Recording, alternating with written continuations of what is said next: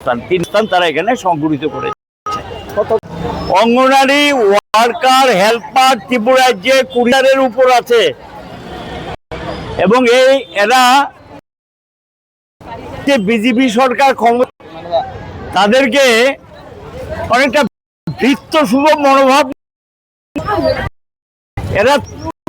এরা শিশুদের সেবা করে, শিশুদের বিকাশ ঘটায়, শিশুদেরকে উন্নত পথে নিয়ে যায়, তাদের খাদ্যের সন্ধান দেয়, এই কাজ করতে হয় এবং টিকা করে উপর্যুপরি যা কাজ আছে সমস্ত কাজ অঙ্গনারী ওয়ার্কার হেল্পারকে দিয়ে করায়। সরকারের কোনো সার্ভে করতে হবে, সরকারের কোনো খবর একটা রেডিমেড ফোর্স আছে অঙ্গনারী ওয়ার্কার হেল্পার, তাদেরকে নামিয়ে দাও, তাদেরকে দিয়ে কাজ করাতে হবে। এই অবস্থায় তাদেরকে 8 ঘন্টা কাজের কোনো ধারে কাছে নেই। হঠাৎ করে বিকালবেলা বলবে এই কাজ আছে, যেতে হবে। প্রশাসনিক যত মিটিং আছে, মন্ত্রী যাবে, কোথায় এমএলএ যাবে, কে যাবে, সেখানেও গিয়ে তাদেরকে অর্ডার ইস্যু করে যে বাধ্যতামূলক এখানে আসতে হবে, যদি না আসে তাহলে তাদের বেতন দেওয়া হবে না, কাজ থেকে ছাঁটাই করা হবে, ভয় ভীতি। অঙ্গনারী সেন্টারগুলিতে যখন যায়, কাজ যখন শুরু করে, এখানে গিয়ে দেখা যায় সেই বিজেপির নেতারা কেউ চোপড়া, ঠিক আছে, নির্বাচিত যেতে পারে, কোনো আপত্তি নেই, তারা গিয়ে পরীক্ষা নিরীক্ষা দেখা এগুলো সহযোগিতা করা করতে পারে। কিন্তু মনোভাবটা এরকমটা হবে কি রে, ধৃত্য সুভব গিয়ে মন্ডলের নেতারা গিয়ে কোথায় কোথায় শাসায়, এই তবে গিয়ে ধমকায়।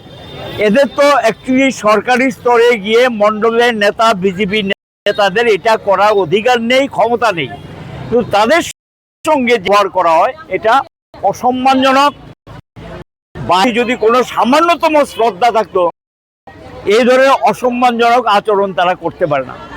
এখন প্রশ্ন হলো, এইগুলো আমি পরিস্থিতিটা বললাম, এই পরিকাণ্ড ঘটায় যখনই কোনো বিজেপি সভা সমিতি মিছিল মিটিং থাকবে, অর্ডার ইস্যু করে দেয় এটাতে আসতে হবে, তো ভাড়াটা দেবে কে? এমনি পয়সা পায় না, তার ভাড়ার টাকা দিয়ে, পকেটের টাকা দিয়ে তারা কয় পয়সা পায় বেতন, এই টাকা দিয়ে শাসক দলের মিছিল মিটিং যদি না আসে তাহলে তাদের কাজ কেড়ে নেওয়া হবে। এই ধরনের একটা পরিবেশ তৈরি করেছে। এই পরিবেশের মধ্যে বামফ্রন্ট ক্ষমতায় ছিল যখন তাদেরও বেতন কিছু বাড়িয়ে দেওয়া হতো, লামসাম একটা টাকা ধরে দেওয়া হতো, পুজোর সময় তাদেরকে কিছু টাকা ধরে, এখন এগুলো নেই এবং তাদের বেতন বাড়ানো একটা করে রেখেছেন। এই পরিস্থিতি এখন তাদের বেতন নিয়মিত পায় না, অনিয়মিত, সঠিক সময় পায় না, এমনিতেই বেতন পায় না। দেশের সব কয়টা রাজ্যে বেতন বেড়েছে, সব কয়টা রাজ্যে, একমাত্র কোনো বেতন বাড়েনি এবং তাদেরকে কোনো টাকা পয়সা কোনো কিছু দেওয়া হয় না। এই অবস্থা আমরা এখানে হাইকোর্টে একটা ভালো অংশ পিছিয়ে, একটা ভালো অংশ এখানে গিয়ে তারা সরপর 2018 পর অংশ ছাঁটাই করেছে। হাইকোর্টে আমরা গেলাম, হাইকোর্ট রায় দিয়ে পুনর্বহাল করেছে, তারপরও আরো ছাঁটাই করেছে, কোর্টের অর্ডার পর্যন্ত মানে না।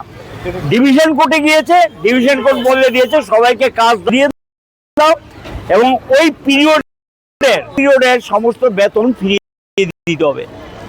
গ্র্যাচুইটি, অর্ডার গ্র্যাচুইটি দিতে হবে, এটা দাবি না, এটা তার অধিকার।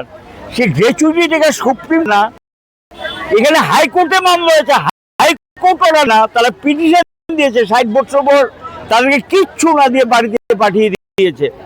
এই পরিস্থিতির মধ্যে গিয়ে পর্যন্ত ডিভিশন কোর্টে গেল সরকার গিয়েছে ডিভিশন কোর্টে, এখানে চিফ জাস্টিসের রায়, এটা আমি বলছি, এটা রায় দিয়ে দিয়েছেন অলরেডি, ডিভিশন কোর্ট রায় দিয়ে দিয়েছেন যে না, এটা তাদের কারো দান না, এটা তার অধিকার, তাকে তাদের বেতন বিষয়টা কনসিডারে আনতে হবে, তাদের যে সুযোগ সুবিধাগুলো এগুলো নিয়মিত দিতে হবে, এই বিষয়গুলি বলা হয়েছে। এবং গুজরাটে হাইকোর্ট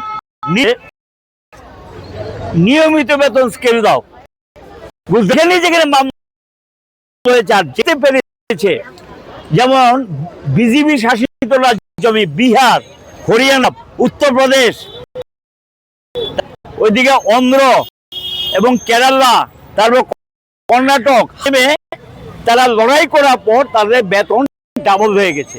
কিন্তু ত্রিপুরা রাজ্যে এখানে আন্দোলনের পরিবেশ নেই, অত্যাচার নামিয়ে এনে ছাঁটাই করে ভীতির পরিবেশ তন্ত্র নেই। এরপরেও দাঁড়িয়ে তারা কিন্তু লড়াই করছেন। আমরা বলবো তাদের মজুরি যেটা প্রাপ্য, সে প্রাপ্য মজুরি ছাঁটাই বল করতে হবে এবং তাদের উপর যে মানসিক নির্যাতন চলছে হবে, আর শাসক দল কোথায় কোথায় তাদেরকে ছাঁটাই করার যে ধমক দিতেছে এটা বন্ধ করতে হবে, গ্র্যাচুইটি দিতে হবে। তাদের পেনশনটা যেটা, এটা মিনিমাম 9,000 টাকা করতে হবে। 60 বছর পর 1,500 টাকা দিয়ে দিলাম, এটা কিছুই না। টাকা মিনিমাম পেনশন তাদের দিতে হবে, দাবি আমরা। আর সঙ্গে বলবো তাদেরকে নিয়মিত বেতন। এই দাবিগুলো নিয়ে আজকের অবস্থান আমরা আরো করেছি, লড়াই হয়েছে, আজকে আবার অবস্থান করছে। কারণ এদের আবার ছুটির দিন ছাড়া হয় না, আর ছুটি যদি না দিয়ে আসে তাহলে তো শক্ত ধরিয়ে দেয় এসব করে। তো যেই কারণে রোববার দিন তারা আজকে সমবেত হয়েছে সারা রাজ্য থেকে।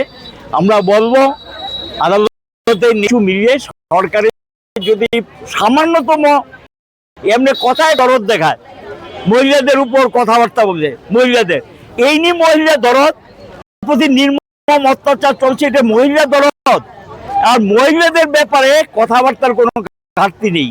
সেখানে দাঁড়িয়ে যদি প্রকৃতি সম্মান শ্রদ্ধা বলতে কিছু থেকে থাকে, দেরি না করে কোর্টের আদেশ কার্যকরী করা হোক। বাকি যে দাবিগুলো সেগুলো নিয়ে আজকের ওই অবস্থান 3 ঘন্টার